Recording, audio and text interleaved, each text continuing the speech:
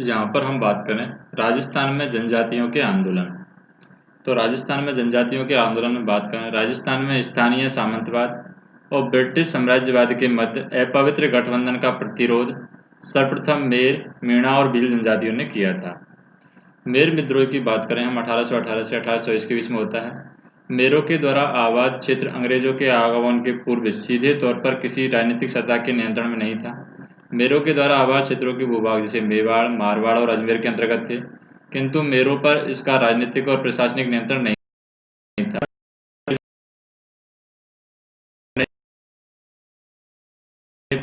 बना सन 1818 में अजमेर के अंग्रेज सुपरिटेंडेंट एफ विल्डर ने झांक व अन्य गांव जैसे जो कि मेरवाड़ क्षेत्र के केंद्र बिंदु माने जाते हैं, इनके साथ समझौता किया, जिसके अनुसार मेरों ने लूटपाट न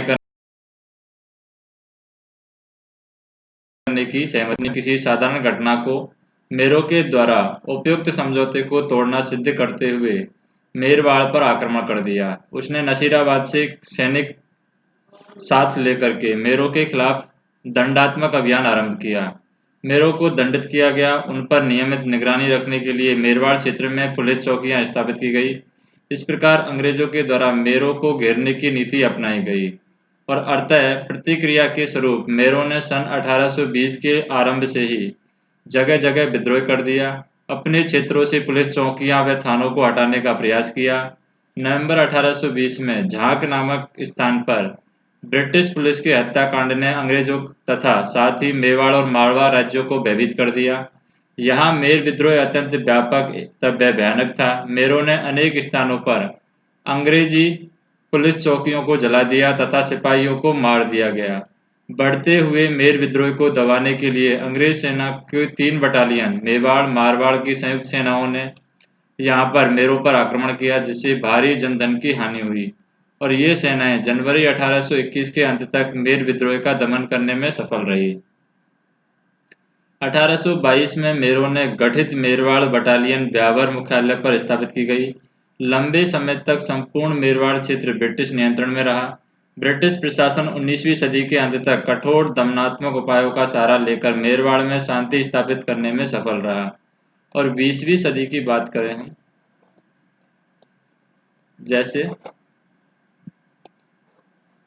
20वीं सदी के प्रारंभिक वर्षों में अंग्रेजों ने मेरों में समाज सुधार गतिविधि का प्रारंभ किया और इस प्रकार अंग्रेज 1947 तक मेर विद्रोह को नियंत्रित करने में सफल रहे। फिर यहाँ पर भील विद्रोह होता है 1818 से 1860 के बीच में।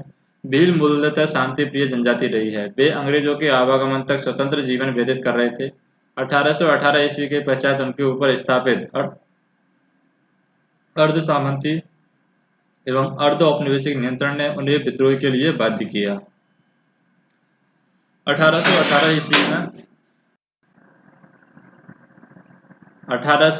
ईस्वी में उदयपुर राज्य के भीलों ने अनेक कारणों से विद्रोह किया। एक तो भीलों पर कर थोपने के अंग्रेज प्रयासों ने भीलों में असंतोष को जन्म दिया। दूसरा, अंग्रेजों को भील दमन नीति ने भीलों के मन में अंग्रेजों के विरुद्ध अनेक मनोवैज्ञानिक संदेह उत्पन्न कर दिए।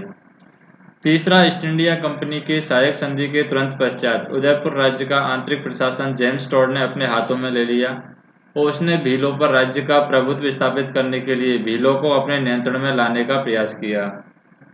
चौथा, यहाँ पर 1818 की संधि के पश्चात अधिकांश देशी सेनाओं को यहाँ पर भंग कर दिया गया था। भील राज्य और जागीरदारों की सेना में नियमित और अनियमित रूप से नियुक्ति रहते थे और इन सेनाओं के भंग होने से बेरोजगारी के चलते उनमें असंतोष उत्पन्न होना स्वाभाविक ही था। पांचवा, भील अपनी पाल के समीपी गांवों से रखवाली यानी चौकीदारी कर यहाँ अपने क्षेत्रों से गुजरने वाले माल से यात्रियों से बोलाई नामक कर वसूल करते थे। जेम्स टॉड ने राज्य की आय और राजस्व में वृद्धि के प्रयासों के अंतर्गत भीलों पर कठोर नियंत्रण स्थापित करने के ध्येय से भीलों से उनके ये अधिकार छीन लिए और यह भील विद्रोह का तत्कालीन कारण बना। भीलों ने अपने इस परंपरागत अधिकारों को छोड़ने से इनकार करते हुए अंग्रेजों व उदयपुर राज्य के विरुद्ध यहाँ पर विद्रोह कर दिया। 1818 ईस्वी के अंत तक उदयपुर राज्य के भीलों ने यह चेतावनी देते हुए अपनी स्वतंत्रता घोषित कर दी कि यदि सरकार उनके आंतरिक मामलों में हस्तक्षेप करेगी तो वे विद्रोह के लिए बाध्य होंगे। भीलों ने अपने क्षेत्रों की नाकेबंदी करते हुए राज्य के विरुद्ध बगावत कर दी। लंबे समय तक राज्यों के अधिकारी भील क्षेत्रों में नहीं घुस सके। 1820 ईस्वी के आरंभ में अंग्रेज सेना ने एक अभियान दल विद्रोही भीलों के दमन हेतु भेजा गया, किंतु इसे असफलता नहीं मिली। अंग्रेजी सेना ने इस असफलता से भील विद्रोह को और अधिक तीव्र कर दिया।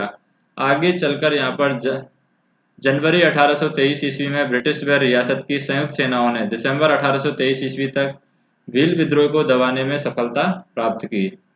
उदयपुर राज्य के भील विद्रोह से प्रभावित होकर के डूंगरपुर और बांसवाड़ा राज्य के भीलों ने भी अल्प अशांति उत्पन्न की और 1825 में आदिवासी विद्रोहियों की बिखरी हुई घटनाएं यहाँ पर घटी। डूंगरपुर राज्य में स्थिति अधिक गंभीर थी, इसलिए भीलों के दमन हेतु अंग्रेजी सेना यहाँ पर भेजी गई, किंतु वास्तविक संघर्ष आरंभ होने के पूर्व ही भील मुखियाओं ने यहाँ पर मई 1825 में समझौता कर लिया। इसी प्रकार का समझौता डूंगरपुर राज्य के सिम्बूर बारू और देवल और नंदूपालों के भीलों ने किया।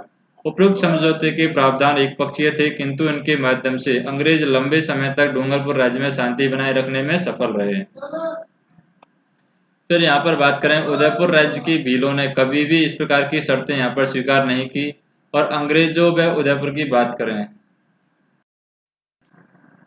अंग्रेजों व उदयपुर राज्य के समक्ष यहाँ पर समर्पण नहीं किया। जनवरी 1826 में यहाँ पर ग्रासिया भील मुखिया दौलत सिंह एवं गोविंद राम ने अंग्रेजों व उदयपुर राज्य के खिलाफ विद्रोह कर दिया। 1826 ईस्वी में लंबी बातचीत के उपरांत दौलत सिंह के आत्मसमर्पण के पश्चात ही यह विद्रोह समाप्त हुआ। अंग्रेजों व उदयपुर राज्य ने 1838 तक भीलों के प्रति उदार नीति अपनाई, क्योंकि दमनात्मक सैनिक आक्रमणों के वांछित परिणाम यहाँ पर प्राप्त नहीं हुए।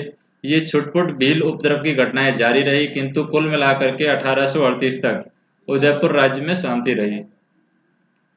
और 1836 में बांसवाड़ा राज्य में भील उपद्रव हुए, जिन्हें अंग्रेजी सेना की सहायता से बांसवाड़ा के महारावल ने तुरंत यहाँ पर नियंत्रित कर लिया। अंग्रेजों ने बल प्रयोग के उपाय नहीं छोड़े, बल्कि मेरवाड़ बटालियन की पद्धति पर भीलों के विरुद्ध लंबी सैनिक योजना तैयार की, जिसके अंतर्गत भीलों पर नियंत्रण स्थापित करने के उद्देश्य से भीलों की सेना के गठन का निर्णय लिया गया। अप्रैल 1841 में गवर्नर जनरल ने अपनी सलाहकार परिषद की सलाह पर मेवाड़ भील कोर के इस गठन को स्वीकृति प्रदान की और मेवाड़ भील कोर का मुख्यालय उदयपुर राज्य के खेरवाड़ रखा गया। मेवाड़ के भील क्षेत्रों में खेरवाड़ और कोटड़ा में 2 छावनियां यहाँ पर स्थापित की गई। अंग्रेजों के सैनिक उपाय कुछ समय तक भीलों को शांत रख सके और 1844 में बांसवाड़ा राज्य में छुटपुट भील विद्रोह हुए और इसी समय माही कांठा एजेंसी के अंतर्गत पोसीना गुजरात और सिरोही राज्य के भील और ग्रासिया विद्रोह भी हो गए। बांसवाड़ा राज्य के भील विद्रोह को गुजरात में 1846 के कुंवर जिवे वासुवा के नेतृत्व में गुजरात के भील विद्रोह से बढ़ावा मिला और बांसवाड़ा राज्य ने अपने वकील कोठारी केसरी सिंह की सहायता से हेतु वेस्टर्न मालवा ब्रिटिश एजेंट के पास भेजा और अंग्रेजी सेना की सहायता से 1850 ईस्वी के अंत तक भील विद्रोह को यहाँ पर कुचल दिया गया। 1850 ईस्वी से 1855 के मध्य कोई बड़े भील विद्रोह की घटना नहीं घटी, किंतु दिसंबर 1855 में उदयपुर राज्य के कालीवास के भील विद्रोह हो गए। महाराणा ने मेहता सवाई सिंह को एक सेना लेकर के 1 नवंबर 1856 को भीलों के दमन हेतु भेजा। सेनाओं ने गांवों में आग लगा दी और भारी संख्या में भीलों के मौत के घाट उतार दिया। 1860 ईस्वी तक निरंतर छिटपुट भील विद्रोह की घटनाएं घटती रही हैं। 1857 ईस्वी की क्रांति के दौरान भी भील विद्रोह की संभावना थी, किंतु भील इस राष्ट्रीय क्रांति से अनभिज्ञ थे। उन्होंने अंग्रेजों के प्रति विद्रोह नहीं किया।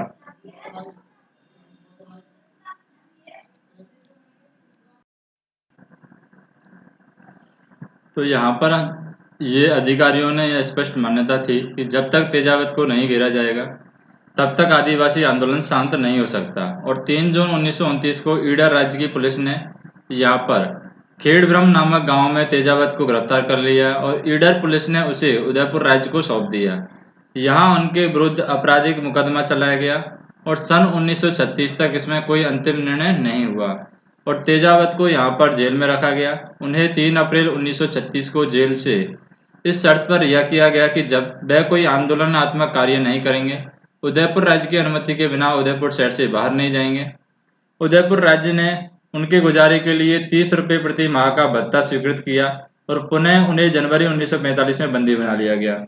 जब तक उन्होंने बोमट क्षेत्र में प्रवेश करने की कोशिश की, उसे फरवरी 1947 में जेल से रिहा किया गया। फिर मीणा विद्रोह की बात करते हैं, जो कि यहाँ पर होता है 1851 से 1860।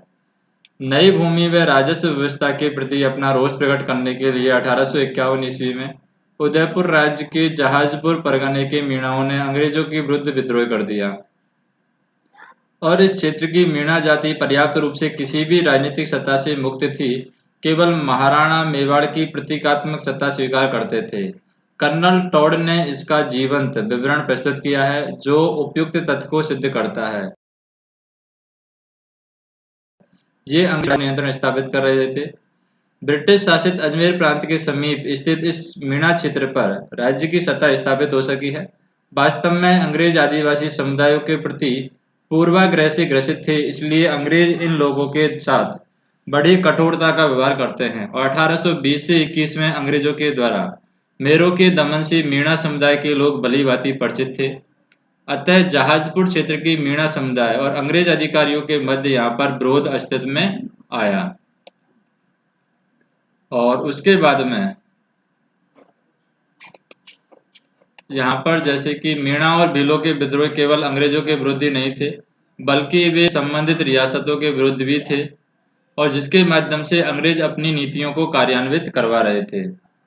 महाराणा मेवाड़ ने 1851 में जहाजपुर परगने में नया हाकिम नियुक्त किया और नवयुक्त हाकिम मेहता रघुनाथ सिंह परगने ने धन कमाने में व्यस्त था। उसने अपना ध्यान वृद्धि और खर्चे में कमी पर केंद्रित किया। प्रशासनिक सुधारों के नाम पर जनता से धन वसूली की प्रतिक्रिया के फलस्वरूप बहुसंख्यक मीणा समुदाय ने विप्लव का रास्ता अपनाया।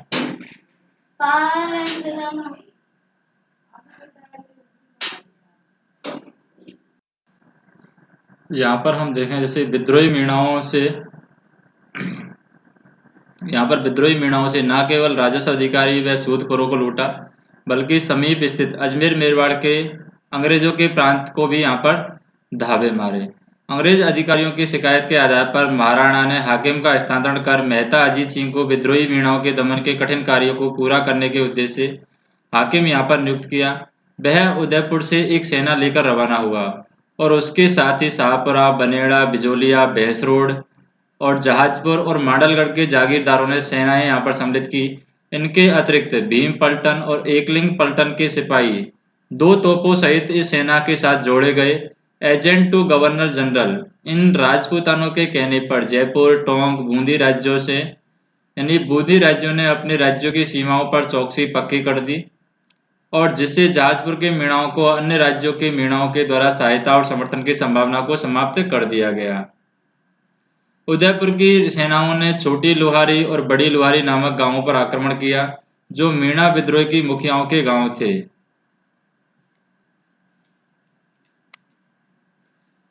सेनाओं ने दोनों ही गांवों को नष्ट कर दिया और मीणा सपरिवार मनोहरगढ़ और देवखेड़ा की पहाड़ियों की ओर भागे हैं। वहां उन्होंने रक्षात्मक स्थितियां प्राप्त कर ली। इसी बीच जयपुर, बूंदी, टोंक राज्यों ने तमाम प्रतिबंधों के उपरांत भी लगभग 5000 मीणा लोग जहाजपुर के मीणाओं के सहायतार्थ पहुंच गए और उदयपुर की सेनाओं ने भरसक प्रयत्न किए, किंतु सघन पहाड़ी और पहाड़ी प्रदेशों के होने के कारण सैनिक कार्यवाहियों में अनेक रुकावटें उत्पन्न की है। इसलिए इस सेना की कोई सफलता नहीं मिली है और राज्य सेना के लगभग 57 सिपाही इस अभियान में मारे गए। दिसंबर 1854 में agent to governor general in Rajputana, Mewar का पॉलिटिकल एजेंट व हाड़ौती का पॉलिटिकल एजेंट संयुक्त रूप से सेना सहित जहाजपुर पहुंचे और जहाजपुर व इटोदा में 1 महीने तक रुके रहे और जनवरी 1855 के अंत तक मीणा विद्रोह इसी सेना के समक्ष आत्मसमर्पण के लिए बाध्य हो गए और भविष्य में मीणाओं का सामना करने के उद्देश्य से फरवरी 1855 में जयपुर, अजमेर, बूंदी और मेवाड़ की सीमाओं पर स्थित देवली में एक सैनिक छावनी स्थापित की गई। मीणाओं पर नियमित निगरानी रखने के उद्देश्य से छावनी के आसपास पुलिस थाने भी स्थापित किए गए और इस प्रकार मीणाओं का विद्रोह दबाया जा सका।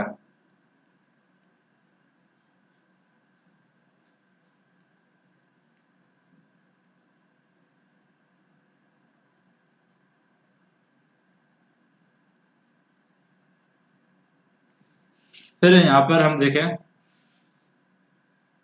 1855 में देवली छावनी को नवगठित अनियमित सेना का मुख्यालय बनाया गया, जो 1857 से 1860 के दौरान 42वीं देवली रेजिमेंट और मीणा बटालियन के नाम से जानी जाती रही है। 1921 में 42वीं देवली रेजिमेंट का 43वीं एरनपुर रेजिमेंट को समाप्त कर दिया गया। उसके स्थान पर मीणा कोर की स्थापना की गई। देवली ने सेना का गठन राजस्थान में आदिवासियों के प्रति अंग्रेजी नीति के विस्तार कहा जा सकता है। वास्तव में इस तरह की दमनात्मक उपायों का विस्तार आदिवासी समस्या और यहाँ पर का समाधान नहीं था, किंतु नवगठित अमानवीय और अपवित्र औपनिवेशिक और सामंती मिल के द्वारा स्थापित राजनीतिक सत्ता से और कुछ आशा नहीं की जा सकती थी। पुनः जनवरी 1860 में जहाजपुर के मीणाओं ने विद्रोह कर दिया और महाराणा ने 29 जनवरी 1860 के चंद सिंह के नेतृत्व में जहाजपुर की ओर एक सेना भेजी। उसने गाठोली और लोहारी गांवों पर आक्रमण किया। राज्य सेना ने गांवों को लूटा और आगजनी भी की। भारी संख्या में मीणाओं को बंदी बनाया गया। 6 लोगों को तोप से उड़ा दिया गया। मीणाओं पर पुलिस थानों में नियमित उपस्थिति थोप दी गई। इस प्रकार जहाजपुर का मीणा विद्रोह अंतिम रूप से नियंत्रित हो गया।